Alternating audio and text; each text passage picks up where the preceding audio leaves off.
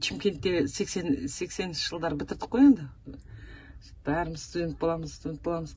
Осы трактордың басын неде мектепте оқытатын еді ғой бізде. Жаңа трактор оқудым.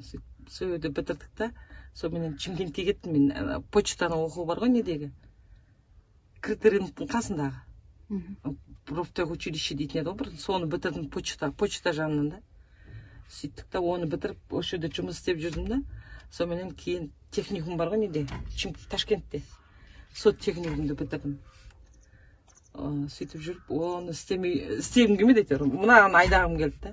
Сөйтіп Касимсот айдадым, арғы бетте екінші отделениеде. Ленинский бар ғой, анау Қазығұртта бір бұрын училище болатын, соның 3 айлық курсын оқыдым ғой, осы Касимсотта. Шоферлықты оқыдым, осыны оқыдым. Ана Касимсотта айдайтын кісілер, кішкентай қара кісілер да. Мен ол кезде бойым ұзын, андайым да. Ойлаймын, қалай бағындырып жатыр деп ойладым да бірінші кезде. Сөйтіп кейін айдаған кезде наған, жеп жеңіл ғой мыналардың бәрі. Майымен жүретін болған кейін жеңіл да.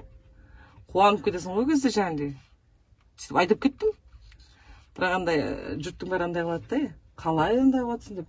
Бірақ оңай бұрылу да несі де оңай да.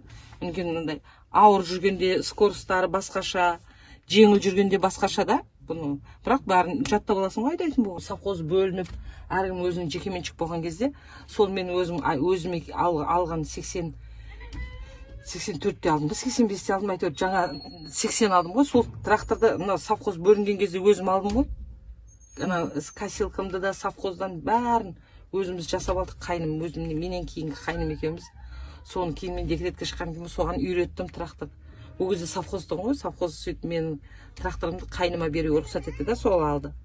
Содан сол алып қалдық қой, сол тракторды өзімізге жекеменшікке да. Енді сол әжетімізге жарап отыр ғой.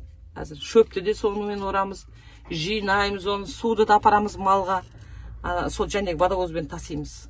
Касимсот жаңағыдай мыналар мысалы түнгі сменге или күндізгі сменге айдап беріңізші десе айдаймыз. Біздің енді ол кезде әзіргі бар ғой, бір су апарып бергеннің өзіне мысалы 3000 теңге аласың. Водовоздан мынау арзанда трактормен тасыған. Сол үшін саған не қылады? Ол кезде 1000 теңгемен таситын тұғымыз. Әзір айтсам айтады 3000 теңгемен дейді. Өйткені соляркада бәрі қымбат та. Бір үйді асырауға болады. Мысалы біздің жерде жаңағы не тұр ғой? Темір жолда көмір түседі. Ал көмірді тасиды.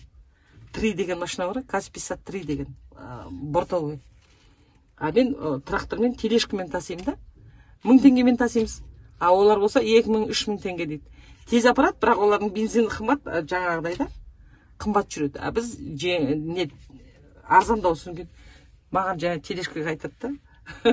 Ол кезде талас ұрыс болады ғой. Сені кіргізбейді ана жерге. Ер адамдар тракторды кіргізгісі келмейді ешқайсысың. А олар арзанмен тасытқысы келеді. Жұмысым жоқ деймін, мен әзір қағып, соғып кіріп кетемін деймін. Ойбай алтын келатыр дейді де, шетке тұрады бәрі. Там салып жатырмыз. Соған құм керек болды сонымен. Балдармайда. Дереу тракторды оталдырдым да, тележканы қостық та, күйеуіміз құм салатын болды қайнымеге. Сонымен бардық қой, қайтып келе жатсақ, көшенің балдары бәрі тұр ғой. Сөйтіп балдарға мазақтағанда, мама сізді не қылып жатыр? Айта берсін дедім, олардың мамалары ештеңкеде айдай алмайды. Ал мен айдай аламын. Сендер неге ұяласыңдар деймін да, қайта мақтаныңдар деймін да. Содан бастап балдар андай қылатын болды, атағандай қылып намыстанады да. Мама деген айдайды ма, мама сөйтіп айтып отыр. Айта берсін, а сендер олардың мамалары айдай ала ма екен деймін да. Олар айдай алмайды. А сендер оған мақтаныңдар дедім да. Күледі ғой, кеше енді ана өйстіп жеңіл машина айдап жүрсем, немерем түсіріп алыпты да, жіберіпті әпшелеріне сөйтсе, қыздарымның қыздары көрген да, сөйтіп үйлеріне барып айтты ғой апаларына, апа, біздің нағашы апамыз машина айдайды, сіз айдай алмайсыз, деп айтты дейді. Не әкелдік, мына жерде Тоғансай деген отделениеде шөп ағып келатырмыз. Көктемде бір андай қар болады ғой, жауады да еріп кетеді. Сондай қардың уағында мынандай бір қыр болатын, тура осылардың аталары қойып ағатын, сол жерден тасып жатырмыз. Онда беткейде бүйтіп түсіп келатырым. Баратқан кезде қартон ғой, соны мына әдемі тегісеген ғой деп жүрсем, мына тележка ауыр болғанда былай аударылып қалған ғой. Шығайын десем, қырдан шыға алмай. Нақ болып қалды деп, артыма қарасам тележкам аударылып жатыр ғой кәдімгі. Бүйтіп ше 4 дөңгелек аспанға келтіріп, мынау тележка қосатын жері майысып бүйтіп кеткен ғой. Анадан түсе алмаймын ғой, дір тұрмын да. Түстім да білдірместен ана жерге отыра салдым сөйтіп. Ана жақта кісілер көріп отыр екен. мынандай жерде ұстахана болатын. Енді ана шыққам ауылдан. Отделение ғой мына жақта. Жүгіріп келді бәрі сөйтіп. Қорыққан жоқсың ба дейді. Жоқ, қорыққан жоқпын деп қоямын. Барып, жаңағы тракторымды, ана несін жөндеп, келешкемді сөпті, салып беріп. Трактормен келдім ғой енді, кеншек болып келгенде. Сөйттім де айдадым. Бір үйге бір көлік керек мысалда. Қуанды ғой. Депутат болдым да, аудандық депутат. Осы аудандық жаңағы сельский дейді ғой депутат, сондай болдық қой. Сол аудандық депутат болғанда бір күні неден қалдырып кетіпті мені. Сессиядан ше, сөйтіп үйде отырғам ғой.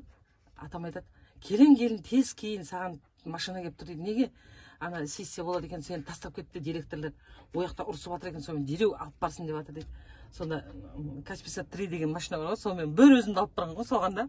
Мен дейді, сен дейді, бұл үйге түсті деп ойламаппын дейді. Анау кім Манат апайдың үйінде айқайлап тұр, мен сол үйге келін болып түскен шығар деп ойладым сен дейді. Сен жоқ, трактор айдайтын келін біздің үйде емес. Анау атамның атын айтыпты да пәленшенің үйінде деп айтты. Түсінген осы ақ келдім. Мен негізі білмейді екен сен кім үйіне түскеніңді дейді да. Сөйтіп бір өзімді апарған ғой, соны неге тракторға. Трактор айдайтын келін атандық қой. Бір жолдас қызымды алып қашқан ғой өзімен.